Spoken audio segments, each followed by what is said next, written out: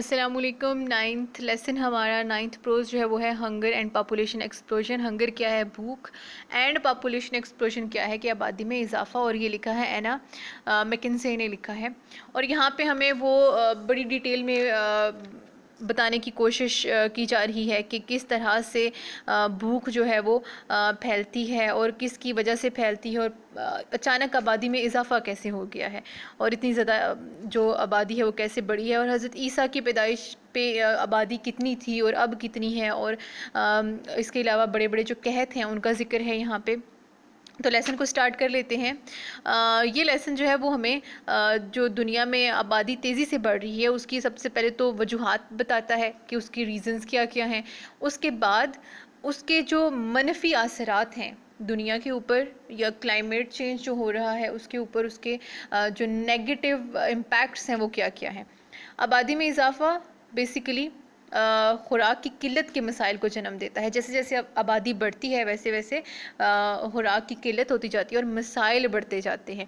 आबादी में इजाफा बदहाली और बदअमनी जैसे मसाइल पैदा करता है। अब ज़ाहिर है जब रोज़गार नहीं होगा, लोग बेरोज़गार होंगे, तो इसकी वजह से क्या होगा कि एक तो पब्लिक जो है वो बदहाल हो जाएगी, और दूसरा क्या होगा, बदअमनी हो जाएगी। बदअमनी क्यों होगी? क्योंकि लोग जो हैं वो एक इस तरह का गलत रास्ता इख्तियार कर लेंगे पैसे कमाने के लिए, मर्डर शुरू कर देंगे, एक दूसरे का चोरियाँ स्टार्ट कर देंगे, डाके डालने स्टार्ट कर देंगे, और हर वो काम करेंगे जिससे उन्हें पैसा हासिल हो सके।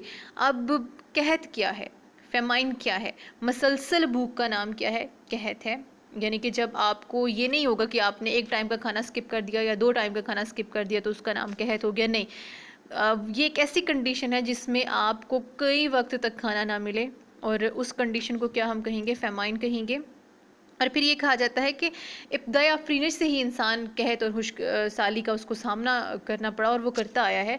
जैसे सबसे बड़ी एग्जांपल फ़िरौन के अहद में जो है, मिस्र में 7 साल तक दरियाए नील खुश्क रहा, इससे सख्त कहत पड़ा और लोगों के पास खाने के लिए कुछ नहीं था। गले के गोदाम जो हैं वो गोदाम वो भी खाली हो गए। और अंजील में कई बार इस चीज़ का हमें ज़िक्र मिलता है।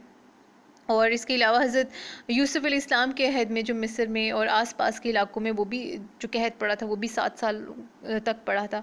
और हज़रत यूसुफ़ अलैहिस्सलाम ने कहत से बचने का इंतज़ाम पहले ही कर रखा था। इस इंतज़ाम की बदौलत मिस्र के लोग जो हैं वो कहत की मुश्किलात से बच गए। फिर हज़रत ईसा अलैहिस्सलाम का जिक्र है कि हज़रत ईसा अलैहिस्सलाम की पैदाइश से लेकर 1800 तक यूरोप में कम अज़ कम 350 कहत पड़े हैं, यानी हर 5 साल में एक बड़ा कहत पड़ा। इस अरसे के दौरान बरतानिया में हर 10 साल में एक बड़ा कहत पड़ा। इन बड़े कहतों के अलावा अनगिनत छोटे छोटे फेमाइंस का भी जिक्र है। इसके अलावा यूरोप में पड़ने वाला जो कहत था वो निस्बतन कम संगीन था, और चीन में एक ही सदी में 90 कहत पड़े, यानी कि 90 मेजर फेमाइंस पड़े वहाँ पे। पिछली सदी में शुमाली चीन में 95 लाख लोग भूख से मर गए, लुकमाए अजल बन गए वो। 1921 से लेके 1922 में जो रशिया में कहत पड़ा था उससे लाखों लोग जो हैं वो मर गए थे, और लाखों लोग जो हैं वो उस कहत का शिकार हो गए, और ये कहत लाखों लोगों को निगल गया। 1969 से लेके 70 तक बंगाल में जो कहत पड़ा था जिससे 1 करोड़ आदमी मौत की आगोश में चला गया, यानी कि 1 करोड़ लोग उससे मर गए। और 1942 में जो बॉम्बे में कहत पड़ा था उससे क्या हुआ था, 10 लाख लोग उस कहत से मर गए थे।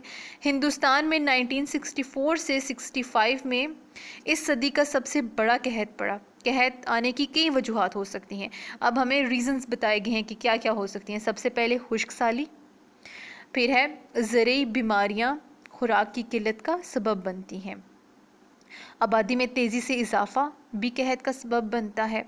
आजकल दुनिया की आबादी तेज़ी से बढ़ रही है, लेकिन खुराक जो है वो पैदा करने की ज़राए इतनी तेज़ी से नहीं बढ़ाए जा रहे। अगर आबादी पर काबू ना पाया गया तो दुनिया में कहत का खतरा मंडलाता रहेगा।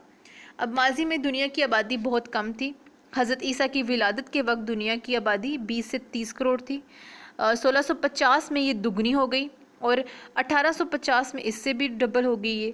इस वक्त दुनिया की आबादी 6 अरब से भी तजावुज़ कर गई है। अगर आबादी में इसी तरह वो कहता है कि इजाफा होता गया तो 3-4 सदियों में दुनिया की आबादी इतनी हो जाएगी कि लोगों को ज़मीन पर खड़ा होने की जगह नहीं मिलेगी।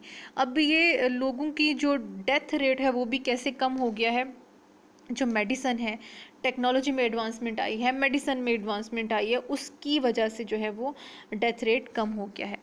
आबादी में इजाफे की वजह शरह अमवात और शरह पैदाइश में बढ़ता हुआ फ़र्क है, यानी कि ये बैलेंस चीज़ें दोनों नहीं है, ना तो बर्थ रेट और जो डेथ रेट है इसमें बैलेंस नहीं है।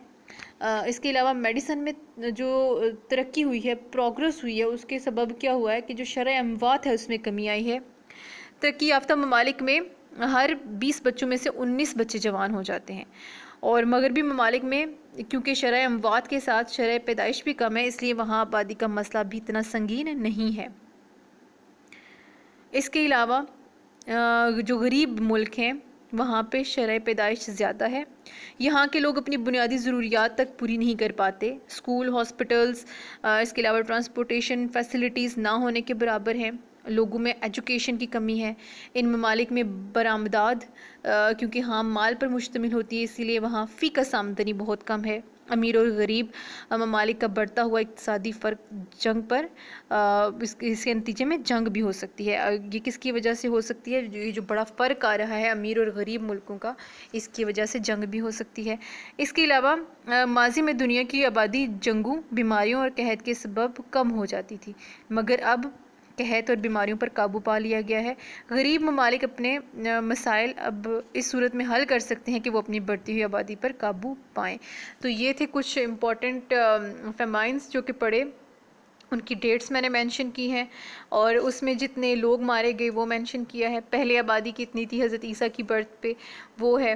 फिर उसके बाद बेसिकली फेमाइन है क्या, और जो अंडर डेवलप्ड कंट्रीज़ हैं वहाँ की पॉपुलेशन क्यों ज़्यादा है, क्योंकि इग्नोरेंस की वजह से, जहालत की वजह से। उन्हें ये पता नहीं है कि जितनी पॉपुलेशन होगी उतना ज़्यादा नुकसान होगा। वो इस चीज़ को नहीं जानते कि ज़्यादा पॉपुलेशन का क्या नुकसान हो सकता है।